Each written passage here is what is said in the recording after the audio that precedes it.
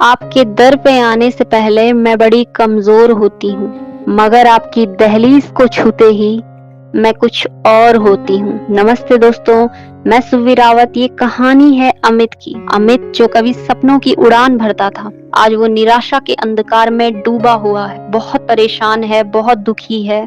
चेहरे पर चिंता की गहरी लकीरें हैं, आंखों में एक खालीपन है, क्योंकि उस पर कर्ज का बहुत बड़ा पहाड़ टूट चुका है। उसे व्यापार में बड़ा नुकसान हो चुका है, बैंक का कर्जा चढ़ा हुआ है। उसकी खूबसूरत कोठी जो उसने सालों पहले अपनी मेहनत के दम पर खड़ी की थी, पुश्तैनी जमीन सब गिरवी पड़ी हुई है। ऐसे में उसे समझ नहीं आ रहा है कि वो करे तो करे क्या। परिवार की जिम्मेदारियां, पत्नी का उदास चेहरा, बच्चों की मासूम निगाहें उसे अंदर तक कुरेद रही हैं। उसे अंदर ही अंदर घुटन महसूस होने लगी। उसने एक गहरी सांस ली और बाहर निकला। उसे कुछ समझ नहीं आ रहा था कि वो जा कहाँ रहा है। बस चलता चला जा रहा है। कुछ दूर चलते चलते वो एक पार्क में पहुंचता है। वहीं पास की एक बेंच में बैठ जाता है।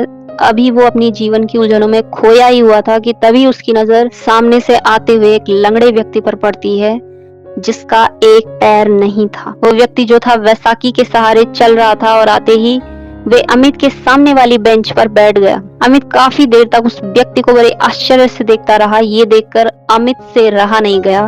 उसने जाकर पूछा, माफ कीजिए भाई साहब, मैं आपको देखकर थोड़ा हैरान हूँ। तो व्यक्ति कहता है कि जी कहिए। तो अमित कहता है कि क्या मैं यहाँ पे बैठ सकता हूँ? तो व्यक्ति कहता है कि जरूर, क्यों नहीं। अमित कुछ देर के लिए अपनी परेशानियों को दरकिनारे रखकर उस व्यक्ति को बड़े जिज्ञासु होकर पूछता है कि भाई साहब, मेरी बात का बुरा मत मानिएगा, क्या मैं आपसे एक सवाल पूछ सकता हूँ? तो व्यक्ति कहता है कि जी पूछिए। तो अमित कहता है कि ये कैसे, आपका पैर कैसे कट गया? तो व्यक्ति कहता है कि बचपन में घर में अपने भाई बहनों के साथ खेल रहा था और तभी अचानक से खेलते खेलते एक बक्सा मेरे पैर के ऊपर आ गिरा। बुरी तरीके से मेरा पैर घायल हो चुका था, जिसकी वजह से डॉक्टर को पैर काटना पड़ा। तो फिर अमित कहता है कि फिर तो आपको बड़ी परेशानी होगी। तो व्यक्ति कहता है कि हाँ, शुरू में थोड़ी परेशानी हुई थी, लेकिन तब तक मैं बहुत छोटा था। तो अमित कहता है कि भाई साहब, मेरा मतलब है कि आपका एक पैर नहीं है, आपको कभी दुख नहीं होता? जब आप दूसरों को देखते होंगे तो थोड़ा अजीब महसूस तो होता होगा। तो व्यक्ति मुस्कुराकर शांत स्वर में कहता है, दुख की बात करूं तो जब मैं छोटा था तब शायद दुख होता था। हालांकि इस दुख को बढ़ते बढ़ते थोड़ा समय लगा। जब मैं अपने आसपास बच्चों को खेलते हुए देखता था तो कहीं ना कहीं मेरा मन भी करता था कि आज अगर मेरा भी एक पैर होता तो मैं भी ऐसे खुशी से दौड़ता, जहां मन करता वहां जाता, हर पल एंजॉय करता। फिर मैंने सोचा कि मैं क्यों उस चीज पर रोऊं, दुख मनाऊं जो मेरे पास है ही नहीं। मैं क्यों दुखी रहूं? क्या मेरे दुखी रहने से वो पैर जो कट चुका है वो वापस आ जाएगा?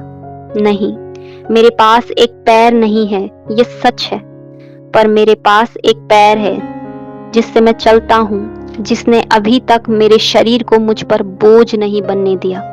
अभी तक जिसने मुझे सहारा दिया है, मुझे फिर से जीने की उम्मीद दी है।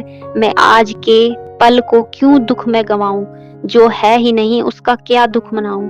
मेरे पास 2 हाथ हैं जिससे मैं अपने कार्य स्वयं करता हूँ, एक स्वस्थ दिमाग है जिससे मैं सोचता हूँ। ये सिर्फ एक शरीर की कमी है। असली कमी तो तब होती है जब इंसान हिम्मत हार जाता है, पर मैंने कभी हिम्मत नहीं हारी। मेरा शरीर भले ही अधूरा है, पर मैं अपने हौसलों को कभी टूटने नहीं देता। मैं हर सुबह भगवान का शुक्रिया करता हूँ कि मैं जिंदा हूँ, मैं चल सकता हूँ, चाहे एक पैर से ही सही। मेरी हिम्मत को उन्होंने आज तक टूटने नहीं दिया। यही मेरे लिए उनका सबसे बड़ा उपकार है। मैं खुश हूँ, हर दिन मुस्कुराता हूँ, अपनी हर कमी को एक्सेप्ट करता हूँ। उस व्यक्ति की जो बातें थी वो अमित के दिल में उतर गई। उसे एहसास हुआ कि जिसने पैर खोकर भी जीवन को जीत लिया है और फिर वो अपने हाथ पैरों की तरफ नजर घुमाता है, और जीवन का एक मूल मंत्र जो उसे उस व्यक्ति से मिल गया था। ये कहानी अमित की नहीं है, बल्कि ये कहानी आपकी और हमारी है।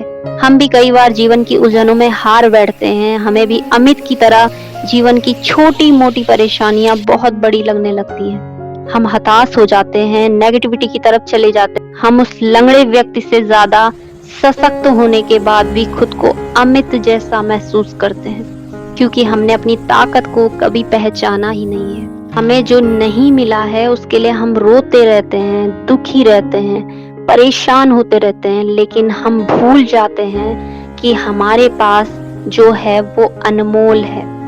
अपने आप से पूछिए, मेरे पास क्या है? आपके पास जो है उसे अपनी ताकत बनाइए, क्योंकि असली ताकत कहीं बाहर नहीं, आपके अंदर है।